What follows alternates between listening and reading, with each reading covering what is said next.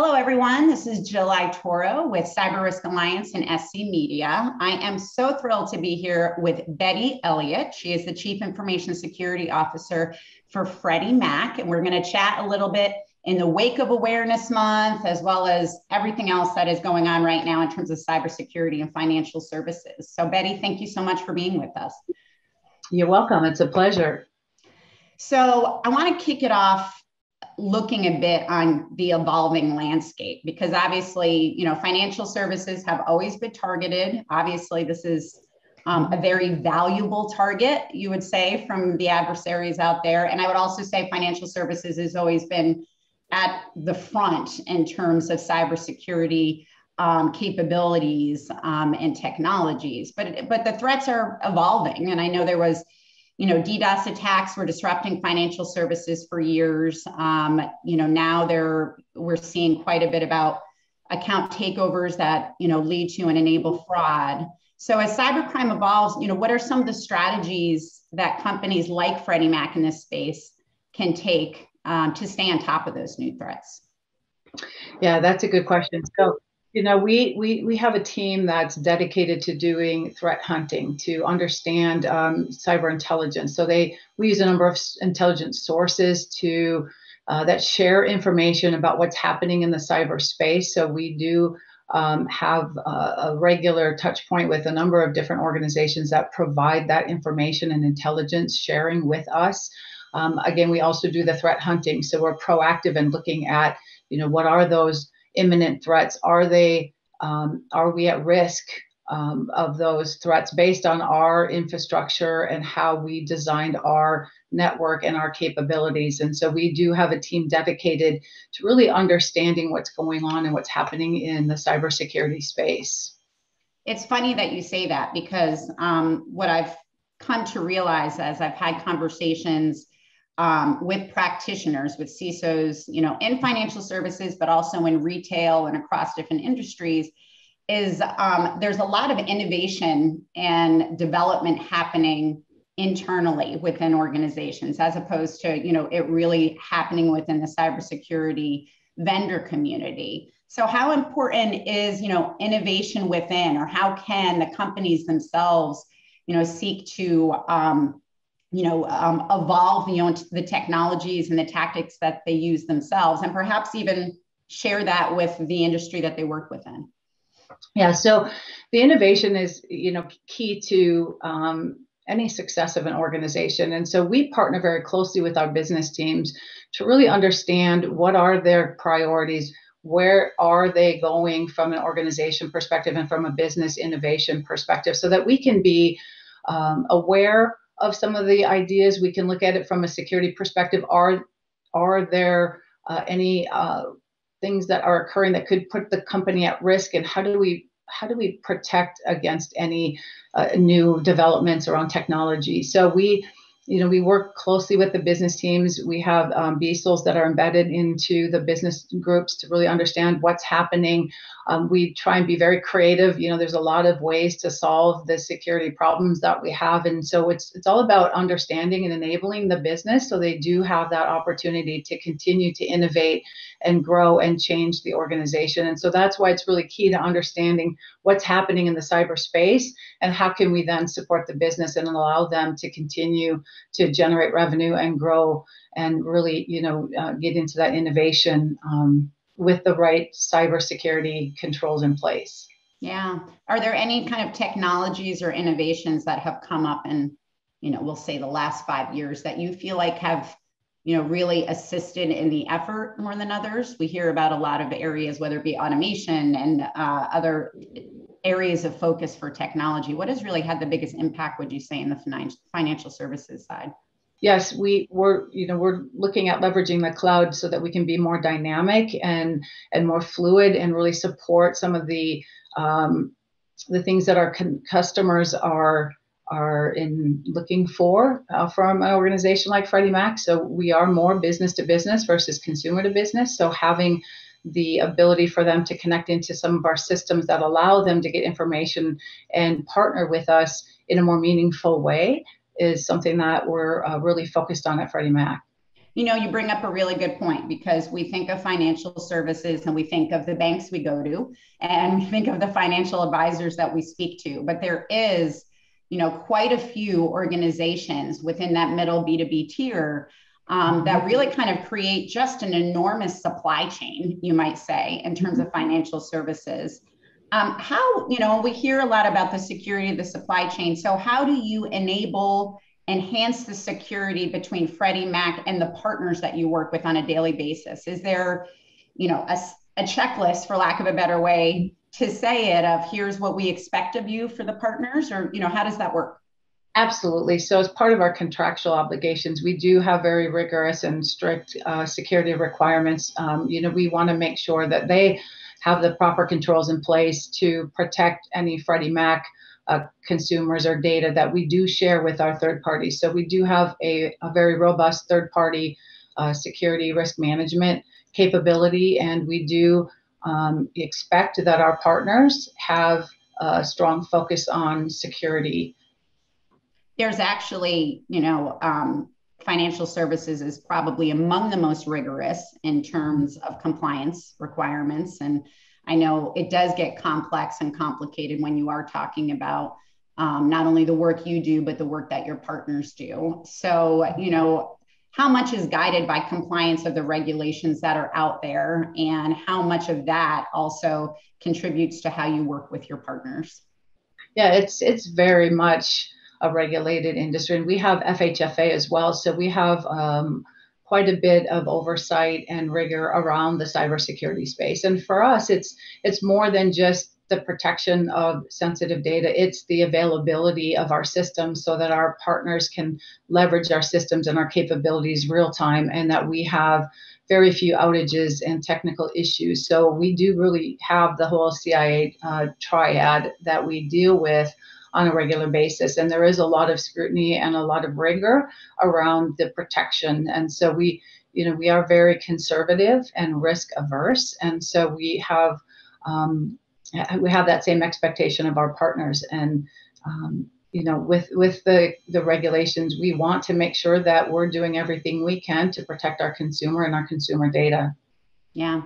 So you bring up uptime or availability, and needless to say, financial services is among the most targeted industries for ransomware. We're seeing across industries really just an incredible increase in terms of ransomware attacks and targeting. It's obviously a lot more high profile than it ever was before. So how has that threat influenced the mix of security tools and tactics that you have in place?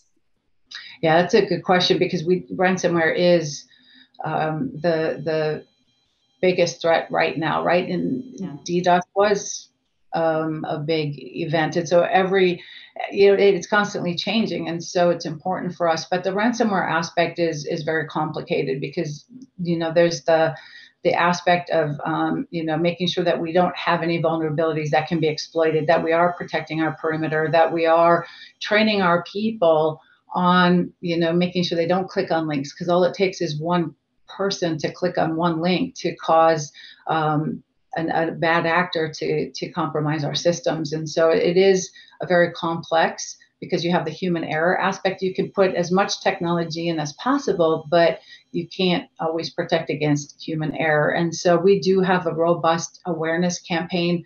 I can share that our last test was by far the lowest that I've ever seen in my career, and so we do take it very seriously.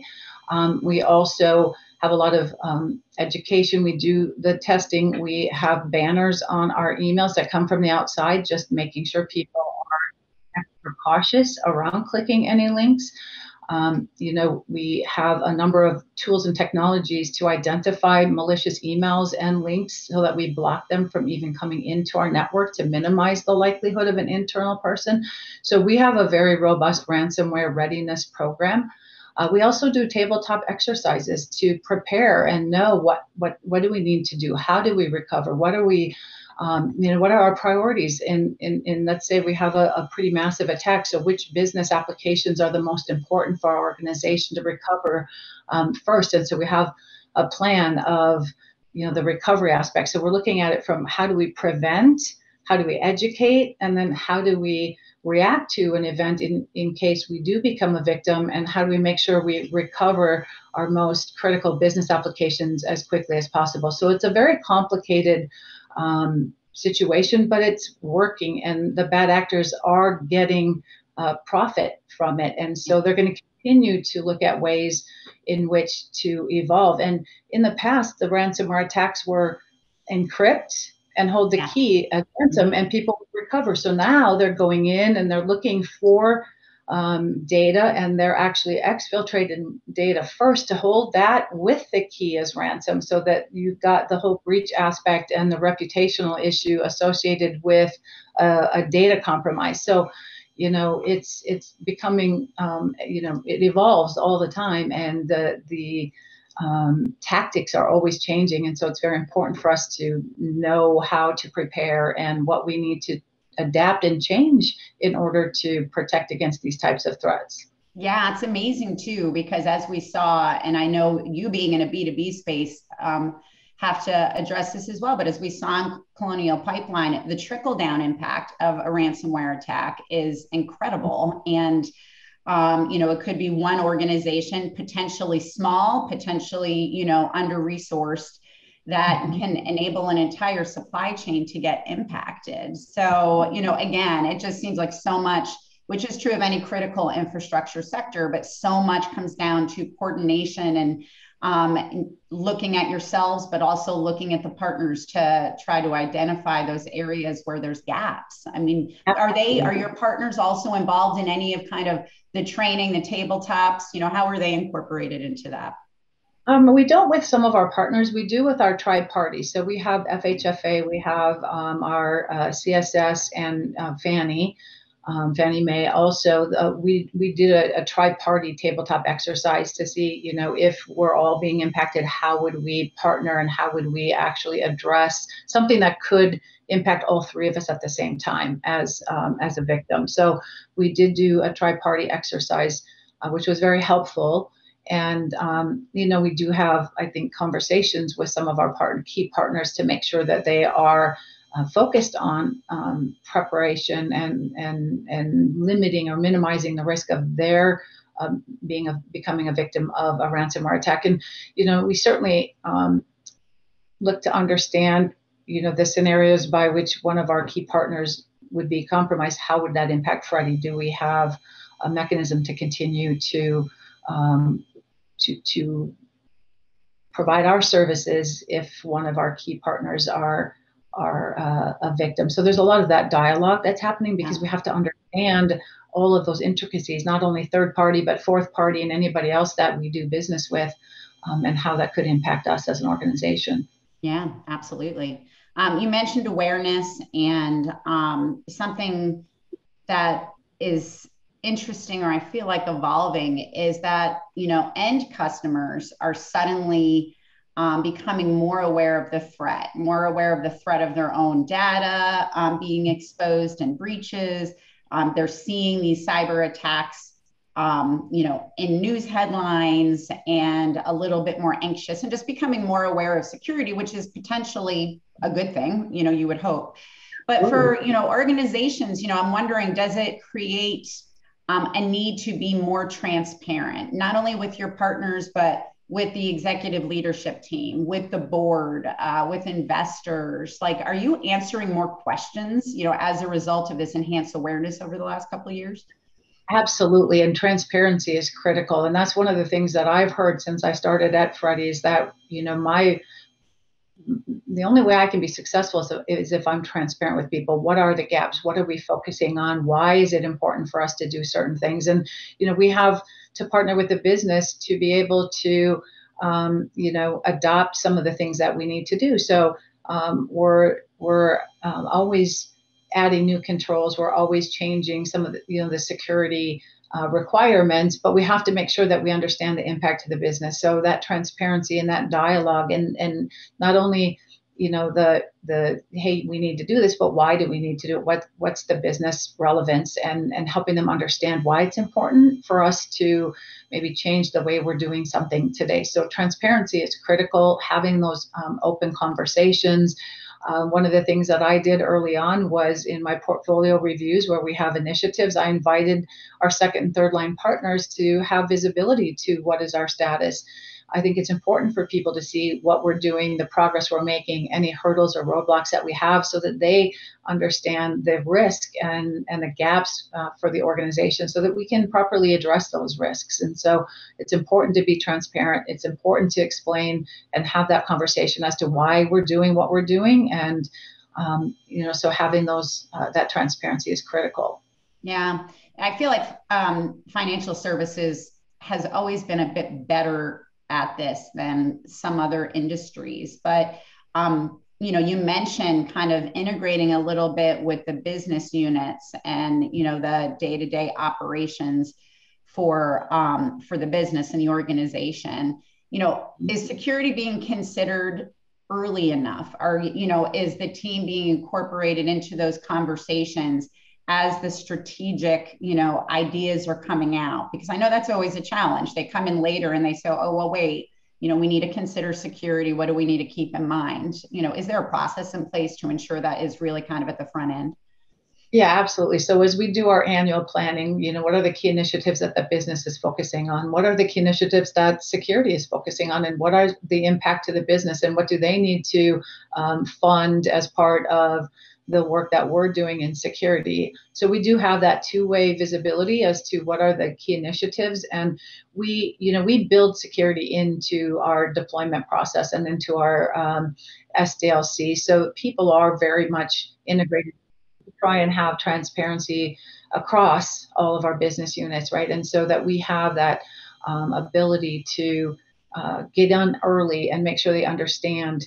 Our expectation is that everyone understands security and embeds that into their day-to-day mindset, so that when we do initiatives, they understand that there are implications from a security perspective, and they reach out and we help them design, we help them incorporate the appropriate controls. We actually are going through a process by which we're identifying all of the services that we provide to the business, so that they can see what kind of consulting services we offer. So as they're building applications, what are the right entitlements to include from an identity perspective? What are the right roles that we should be defining, and how do we make sure that we have least privilege implemented? So providing those consulting services early on in the process, so that we don't have to address it later in the game. Yeah, absolutely. And you brought up identity. Something else I'm curious about is we all, as people, handle transactions differently, needless to say. And certainly that's happening in traditional banking with online banking. But even, you all work very much in the mortgage industry, and it's amazing, having been through it myself, how much these transactions and the exchange of documents is all digitized, is often mobile. What kind of added enhancements or technologies, tools, have been put in place, need to be put in place to help secure the way your customer and your partners even utilize your services? Yeah, we put a lot of rigor around our payment services because of the complexity and the fraud and cyber risk associated with it. So we do MFA, making sure that we know that individual is who they say they are. We have a strong separation of duties, so that somebody can't do an end-to-end transaction and cause something fraudulent to happen. We do look at how can we look at like an end-to-end transaction, and what are those entry points, and how do we make sure that the right people are accessing the systems, that we're protecting against anything that could be an external threat. And then through the transaction lifecycle, are there opportunities for us to potentially do step-up authentication, which would require a second authentication within the transaction process to reconfirm that person is who they say they are. So there's a lot of things that we can do to further ensure that we know what's happening within the transaction, and that we are protecting against cyber threats as well as internal fraud and anything that could impact that particular transaction flow.